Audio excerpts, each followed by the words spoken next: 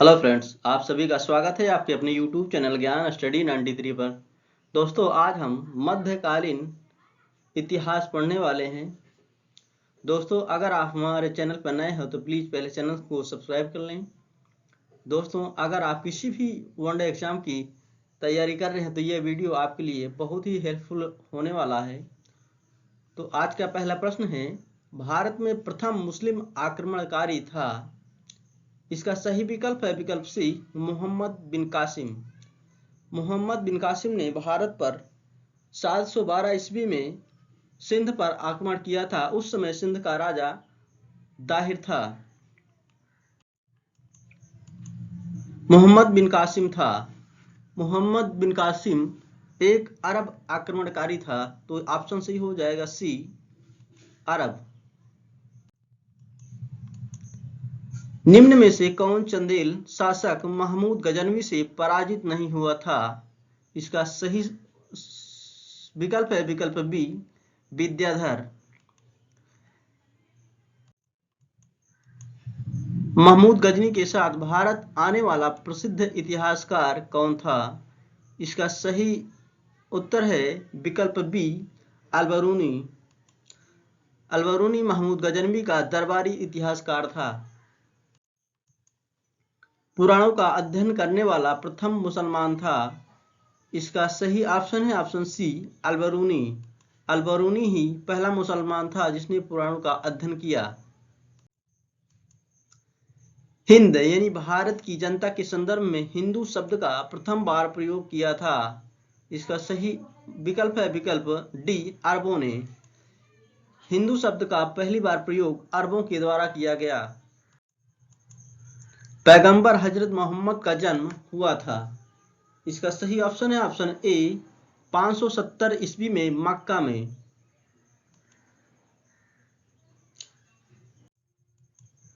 मक्का कहाँ है? इसका सही ऑप्शन है ऑप्शन डी, सऊदी अरब में। मक्का सऊदी अरब में है। मक्का और मदीना दोनों जगहें सऊदी अरब में हैं। भारत का पहला मुस्लिम आक्रमण किस वर्ष हुआ?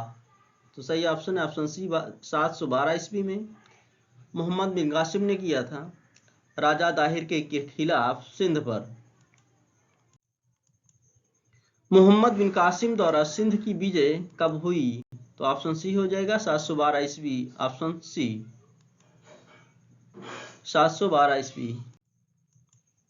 किसने एक तरफ संस्कृत मुद्रा लेख के साथ चांदी के सिक्के निर्गत किए? इसका सही ऑप्शन है ऑप्शन बी, महमूद गजनवी। महमूद गजनवी ने संस्कृत मुद्रा लेख के साथ चांदी के सिक्के निर्गत किए। निम्नलिखित में से मध्य एशिया के किस शासक ने 1192 में उत्तर भारत को जीता? इसका सही विकल्प है विकल्प सी, शिहाबुद्दीन मोहम्मद गोरी।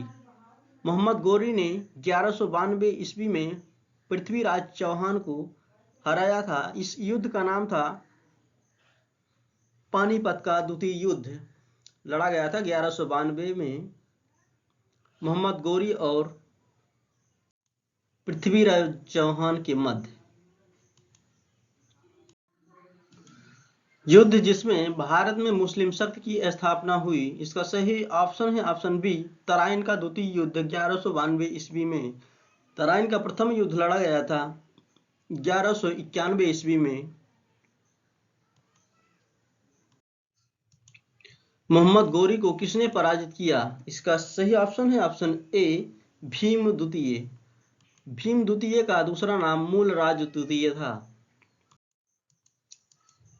मोहम्मद गोरी ने जयचंद को किस युद्ध में पराजित किया था? इसका सही ऑप्शन है ऑप्शन सी, चंदावर का युद्ध 1194 ईस्वी में। चंदावर का युद्ध 1194 ईस्वी में मोहम्मद गोरी और जयचंद के बीच लड़ा गया था। किस मुस्लिम शासक के सिक्कों पर लक्ष्मी की आकृति बनी थी? इसका सही ऑप्शन है ऑप्शन ए, मोहम्मद गोरी। मोहम्मद गोरी के सिक्कों पर रानी लक्ष्मी की आकृति बनी थी और महमूद गजनवी के सिक्कों पर संस्कृत का लेख जारी हुआ था।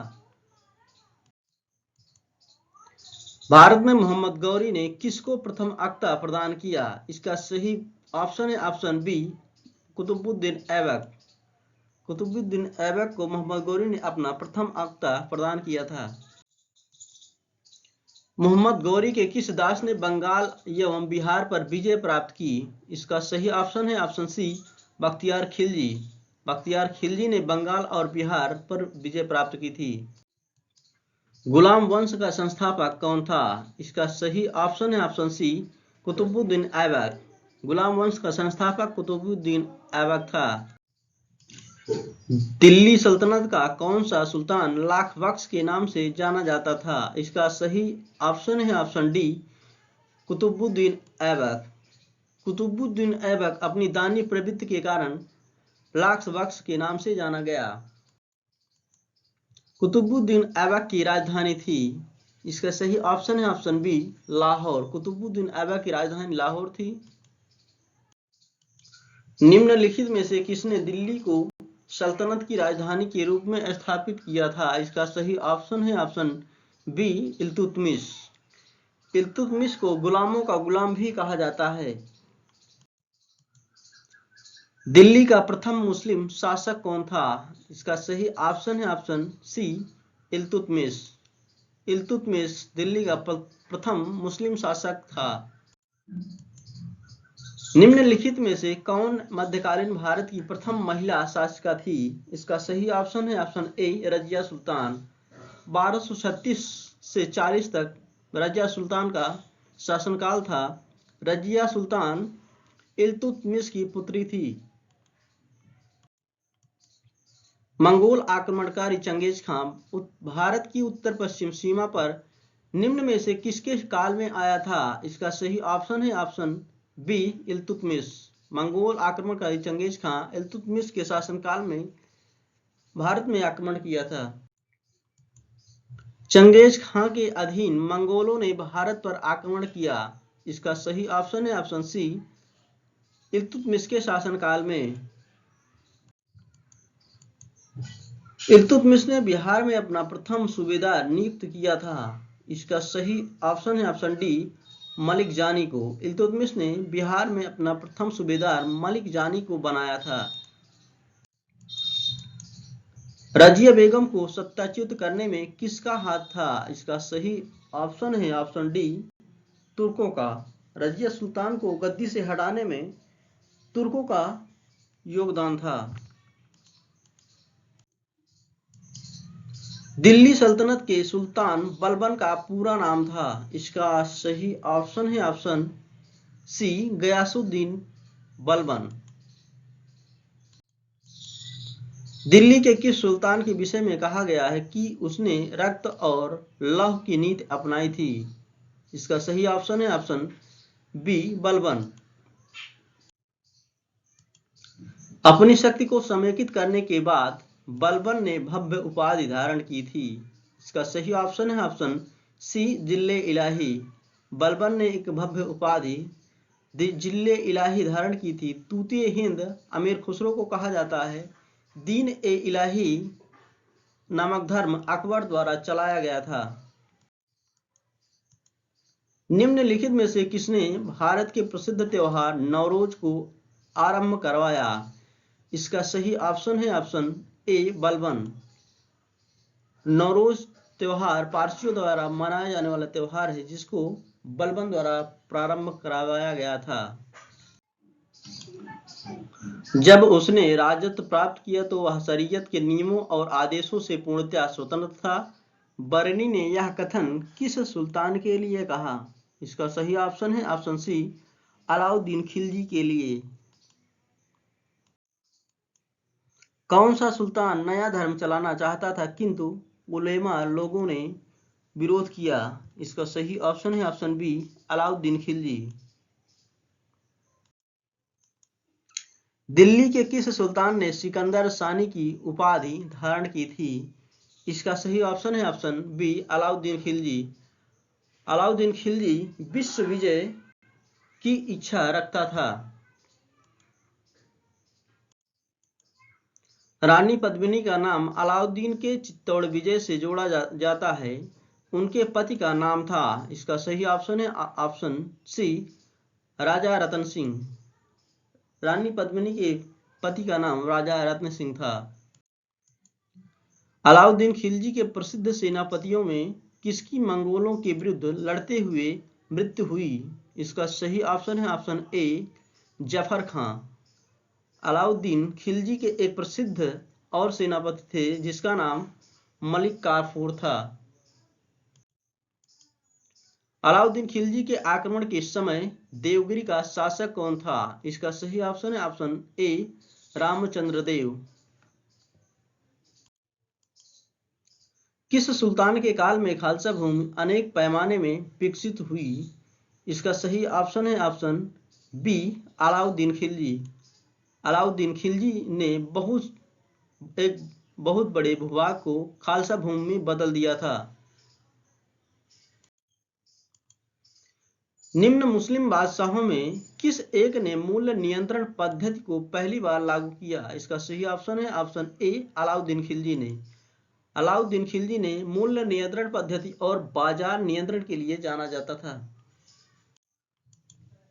बाजार नियंत्रण प्रथा लागू की थी। इसका सही ऑप्शन है ऑप्शन सी अलाउद्दीन खिलजी द्वारा।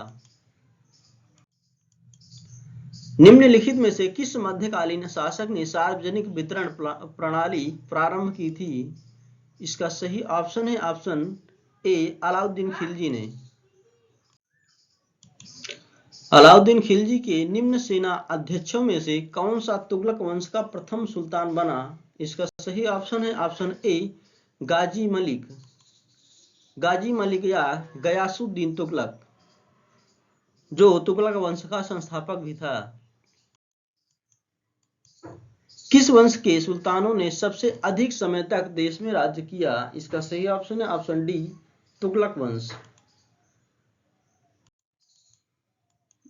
दिल्ली सल्तनत का सर्वाधिक विद्वान शासक जो खगोल शास्त्र, गणित और आयुर्विज्ञान सहित अनेक विद्याओं में माहिर था? इसका सही ऑप्शन है ऑप्शन बी मोहम्मद बिन तुगलक। मोहम्मद बिन तुगलक द्वारा किए गए सभी कार्य सफल हुए, लेकिन यहाँ तुगलक वंश का सर्वाधिक शिक्षित व्यक्ति था। अमीर-ए-कोही एक नया विभाग सुल्तान द्वारा शुरू किया गया था। इसका सही ऑप्शन है ऑप्शन बी मोहम्मद बिन तुगलक के द्वारा। दिल्ली के किस सुल्तान ने एक पृथक कृषि विभाग की स्थापना की और फसल चक्र की योजना बनाई? इसका सही ऑप्शन है ऑप्शन सी मोहम्मद बिन तुगलक ने। दीवाने-कोही किससे संबंधित है? इसका सही ऑप्शन है ऑप्शन बी मोहम्मद तुगलक से। मोहम्मद बिन तुगलक अपनी राजधानी दिल्ली से कहां ले गया? इसका सही ऑप्शन है ऑप्शन डी दौलताबाद। दिल्ली से दौलताबाद मोहम्मद बिन तुगलक ने अपनी राजधानी परिवर्तित की, लेकिन इसके द्वारा किए गए सभी कार्य असफल सिद्ध हुए। सांकेतिक मुद्रा भी मोहम्मद बिन तुगलक के द्वारा चलाया गया, लेकिन वो भी कार्य असफल रहा। दिल्ली से दौलताबाद राजधानी के स्थानांतरण का आदेश दिया था। इसका सही ऑप्शन है ऑप्शन डी सुल्तान मोहम्मद बिन तुगलक के द्वारा। बस आज के लिए इतना है दोस्तों, मिलते हैं नेक्स्ट वीडियो में। Thank you so much.